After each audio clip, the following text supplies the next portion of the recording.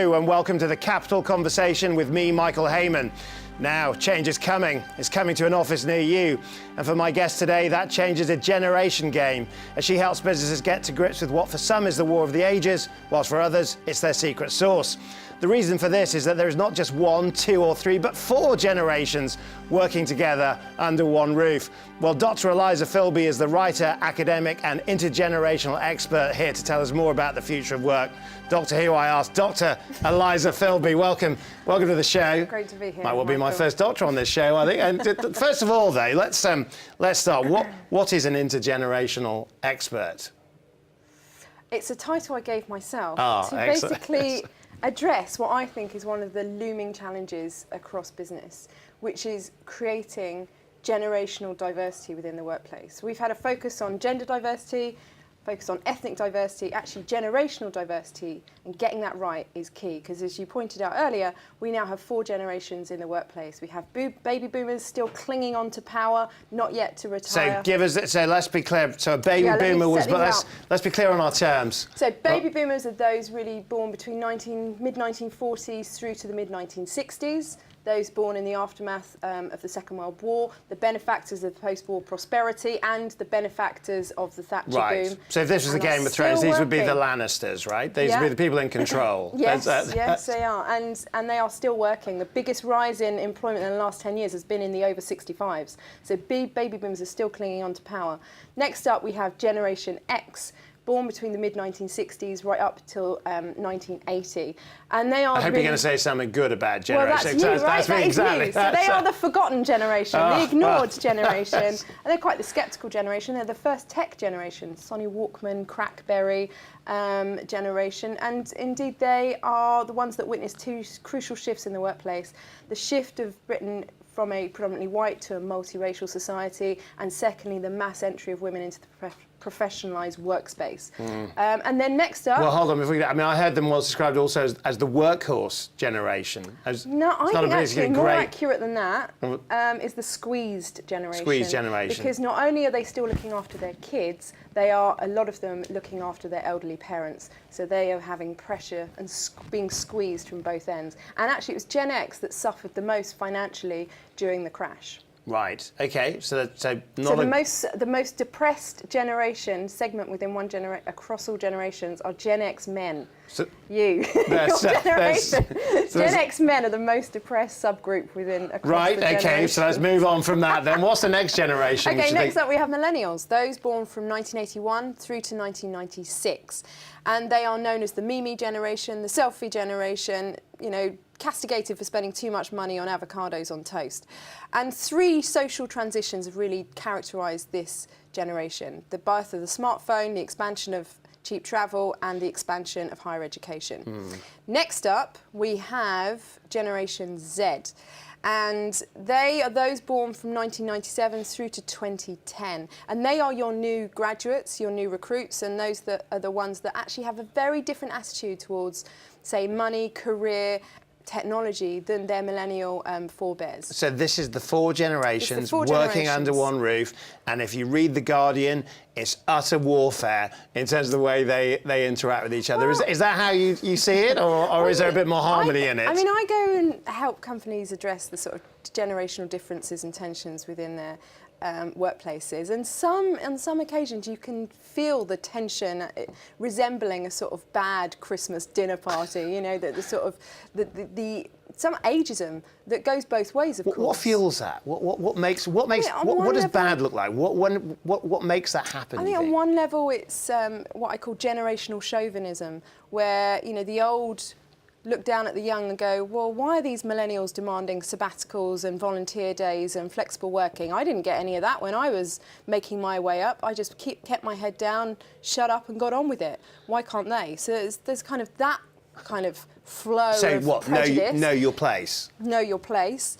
And then the other way is, and this is reciprocated by young people who go, why are those kind of stagnant old ways of doing things existing in the workplace, the obstruction of older people getting in the way of disruption and change.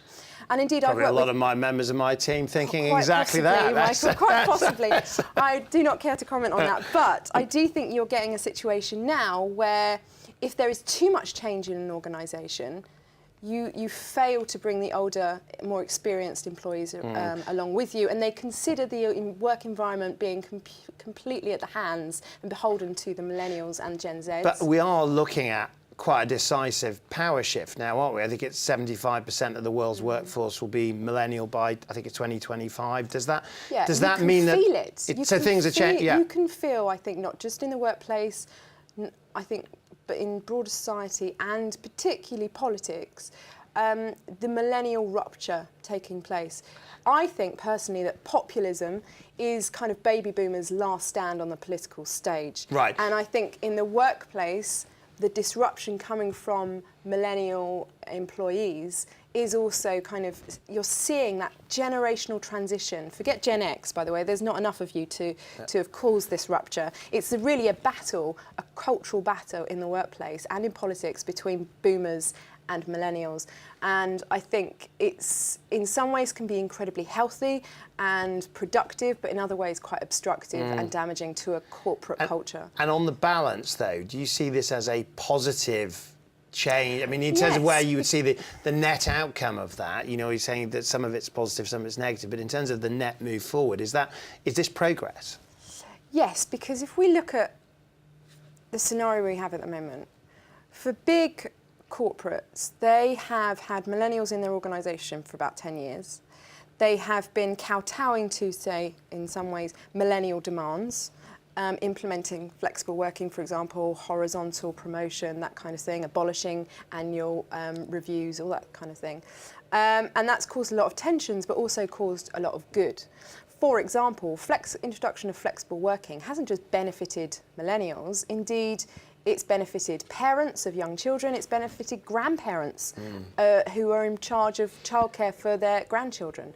So actually these kinds of things that millennials are looking for, be it a more agile workplace, a more relaxed, friendly, family-friendly workplace, a more opportunistic, entrepreneurial, agile environment. Is that the gig economy, though? No. That's not just something that benefits millennial workers. Actually, these are kind of things that are making the workplace a more human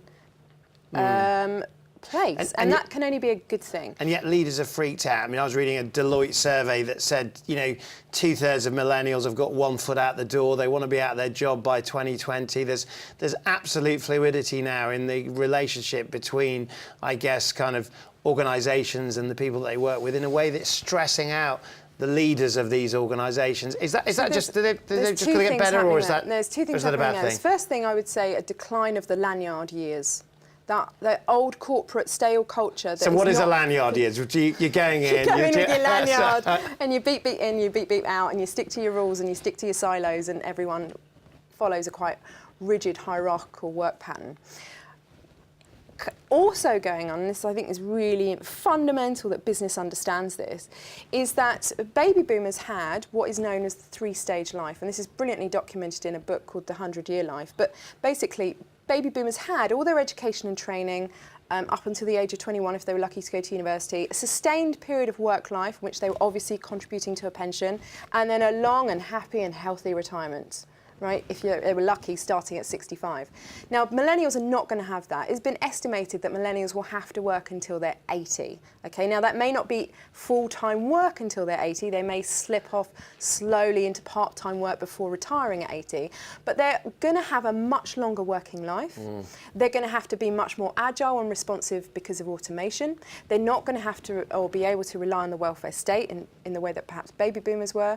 And so, hang on a minute, if they're... So is this a tougher life? I mean, we're assuming the 100-year life is something to look forward to, but it sounds like it's going to be I think it's grafting, a more hard-working life, because you can't say that all your education is done at 21 when machines are taking over even semi-professional jobs, not just low-skilled jobs.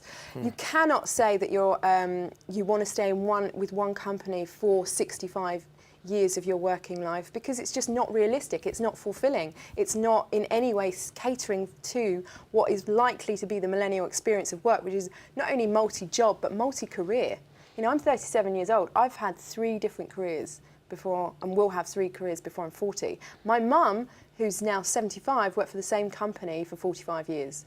So that's the transition. That's huge. And actually, is there a value though with that? I mean, do you get a sense that actually there's something in the human character that loves the stability of that job for life, gold clock after 60 years, or actually is it a much more adventurous life? I mean, are the millennials living up to the human promise, I guess? Well, I don't know if it's human promise, fulfillment, or potential. I'm kind of park the Californian waffle, but what I do think... I need a quick answer because we're going to go to break. But... I do think it's fundamental. Companies are still geared in the 3-stage life. They need to gear up for the multi-stage life and cater to those millennial demands. Right. That's how they're thinking. The multi-stage life. Maybe we'll talk more about that when we come back after the break. And when we do, we're going to go from millennials in the marketplace to looking at where technology is going to take us next. Stay tuned.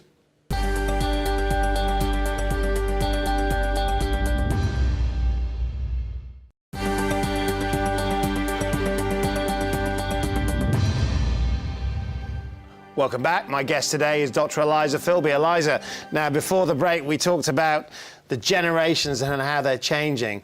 Surely tech is a big driver of that. Do you see the world of digital, social media? I mean, is that a big part of what explains the transformations you're talking about? I think firstly it's important to recognise that the mobile phone, or indeed the smartphone, is no more technology to Gen Zer than the kettle is to the baby boomer. Right. So even classifying it as technology makes you sound old.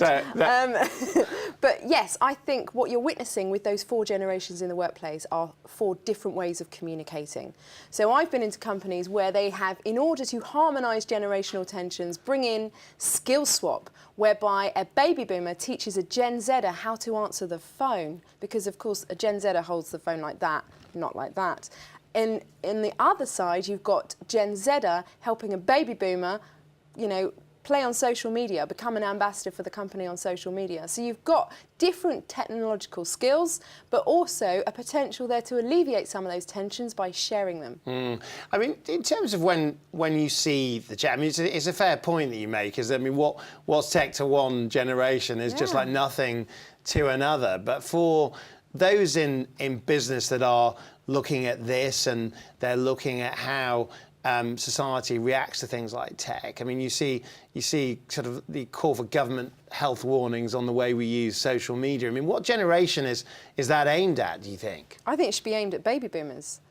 I think that actually if you look at how baby boomers use social media, there's far less filtering, far less awareness and understanding of what it means for their data and their privacy than it is, say, Gen Zers, who have invariably had a smartphone since they were a young teenager, lived their entire adolescence on social media, and are very wary of their privacy. They're the generation who have a public and a private Instagram account. They're not on Facebook and Twitter, of course, because they see that as social media for old farts. They love Snapchat because it disappears. They're the generation that have special apps on their phone that look like a calculator, but you tap in and it's an actual vault of videos and photos they don't want their parents to see. Are Gen Z your favourite generation? Yes, they're awesome. the ones, right? Because they are savvy, entrepreneurial. They've had the world's information and the world's marketplace in their pocket since they were 13. 8-second attention span, I think you said. Yeah, but millennials have 12, and baby boomers is diminishing. So, you know, that's the attention economy that's turned into the distraction economy, right? I mean, do you get this sense that, I mean, you know, quite often we're looking at almost like a production line of generations that you've talked about in terms of, I mean, are they all improving? I mean, are they getting better, or doesn't it work like that, do you think? I don't have a kind of Whiggish understanding of human progress. I'm afraid I don't subscribe. I'm a historian that tries to understand the generations, their values, their beliefs, their behaviours, and their attitudes towards work, politics and consumption, by understanding where they've come from and how they're evolving. You know, millennials, for example, are no longer young. They're now parents, managers and investors. So even classifying them as snowflakes or as young people is wrong. They're becoming middle-aged, so they're evolving into very different beasts than they were in their early 20s. Do you think these are meaningful descriptions then, in terms of, you know, the categorisation? I mean, do you self-identify in that way as a categorised generation?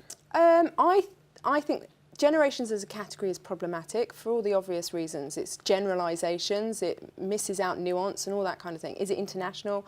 So is it? I mean, is it? I think it's becoming more important. So, for example, in the 19th century, you couldn't say that a 19-year-old in Beijing had a similar experience than a 19-year-old in Glasgow. Actually, now in the 21st century, you possibly can start talking about a collective generational experience. And indeed that started in the 1960s when indeed the baby boomers came of age and matured, where you could talk about a common baby boomer experience in the West, and now you can talk about a common Generation Z experience across the world. Well, I mean, let's just stick with that. And that's largely because of technology. Okay, so stick with that for a minute. I mean, you are actually technically a historian of contemporary values. I mean, when you look at those contemporary values in terms of what they mean to you, what are the things that viewers should think about in terms of what it means to be a contemporary Londoner today? In terms of values and how they're evolving, I think we are seeing, and it may be a futile point, but it is important, a big divide within society and across ages, but age being one of the chief demarcation, which is, David Goodhart's Citizens of Anywhere and Citizens of Nowhere. And actually, the big divider in society is university education. That often separates you from what you subscribe to, what you accept, what you deny, what you reject. So I think the expansion of higher education amongst young people mean that actually there is a greater sense of generational identity than perhaps there is in baby boomers. So to the naysayers that say, well, there's been too much of that, do you think that actually the expansion of higher education has been the great enabler of some of the changes you're talking about? No, I think it's been a fundamentally flawed policy. A flawed policy. Because you've saddled young people with too much debt and not enough education in their young years, and it's no way going to see them through a 65-year working life. Right. Education and universities should be like banks. You should be able to have a lifelong learning account which enables you to top up your learning throughout your career. Right. I mean, let's just move on, to other values. I mean, Brexit, you've described yourself as a reluctant Brexiteer. Reluctant leaver. Sorry, reluctant leave. Sorry, reluctant leave. There we go. Okay, Very different. In this day and age, I'm going to be clear about that. So, a reluctant leaver. I mean, what's a reluctant leaver mean? Okay, so compared to my husband, who's a champion Brexiteer, I came to the conclusion in 2016, and my opinion hasn't really changed despite the political chaos, in that the European Union and the Euro, the political union and the economic union, was on, and still is, on a collision course. And one is going to have to give, and I imagine it will be the political union rather than the economic union. And therefore, my understanding of it was, if the train is going to crash into the buffers, why not jump off before it does? Okay, but when you look at the contemporary values that Brexit has sort of drawn out, when you look at the demos, when you look at the debates, when you look at the anger that has spilled out since, how do you feel about the cost of Brexit to the contemporary values of the nation in terms of where we are in 2019? See, I'm an optimist in that, not an optimist about Brexit. I always knew it would take 20 years to happen. No, I'm an optimist in that we are the one country in the world that is trying to democratise populism. And what I mean by that is you had a referendum that was direct democracy, people deciding, and you have representative democracy who disagreed with it. And one of the things that we're trying to do is trying to harmonise those two fundamental constitutional... So the chaos is good? I think it is, yeah. Right, and because what? Because you're seeing the debates in the pub, you're seeing people get exercised by things... Because populism is being allowed to, perhaps not flourish, but have a channel in which to channel that anger, that aggression, that motivation. And indeed, we're channeling it in the best forum possible, which is Parliament. I mean, are our parliamentarians living up to that opportunity? No. There's my frustration, is I would call this a rotten Parliament. I don't and haven't seen any evidence of sustainable leadership, people thinking beyond their partisan interest, people thinking in fresh, new, exciting, dynamic ways about not just Brexit, about technology, about generational change, about the way in which society is fundamentally changing. And that has been a stasis for 10 years coming. I mean, we've had the biggest financial and deepest recession since the Second World War, and yet the political response to it has been woefully inadequate. But we have also voted for deadlock. I mean, our own decisions have created hung parliaments, difficult decisions to read in terms of popular will. I mean, Are they just a reflection of a broader problem, which is that, this is a generation where there isn't a prevailing view, there isn't a kind of a headwind that takes us forward? I mean, we're almost stuck in the doldrums, to continue the analogy. I think the most obvious thing to come out of this weird combination of populism and social media, and obviously one is channeling the other, is that paternalism is dead. No one can speak on behalf of anyone else anymore. Everyone has a voice, and that's what social media has done. And the problem is, therefore, is everyone thinks the opposite of populism is liberalism. No, actually, populism on the right and the left is the opposite of paternalism. And I think that's a huge challenge for representative parliamentarians, whose very basis is that they speak on behalf of people. So I think that within the Labour Party and in the Conservative Party, they need to rethink how they see the dialogue within democratic institutions working. Right, now, I'm just very quickly, we're running out of time. You mentioned paternalism, let's talk about maternalism. You're raising a member of Generation Alpha yourself, Yes. The one we haven't discussed. What kind of a world will he live and work in, do you think, just to sort of round us out in terms of the future? So two things I think we can say for certain about Generation Alpha. One, they probably won't remember Queen Elizabeth on the throne. And two, they are going to fight for the right to be forgotten online. The average 5-year-old in the UK has over 1,500 images of themselves uploaded onto the internet. And that's not done by themselves, that's been done by their parents, the phenomena of sharenting. And actually, by the time they get, some of those images are like of their 12-week scan.